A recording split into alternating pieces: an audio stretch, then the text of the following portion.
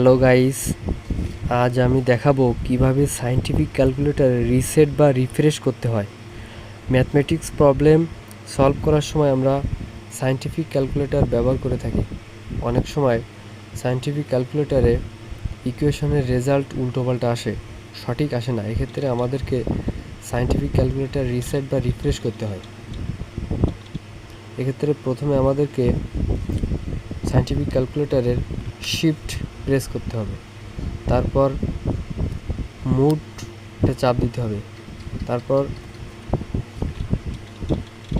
এখানে 3 number press করতে হবে, তারপর এই ইকুয়েশন বাটনে 2বার চাপ দিতে হবে। আমাদের সায়েন্টিফিক ক্যালকুলেটর রিফ্রেশ হয়ে গেল।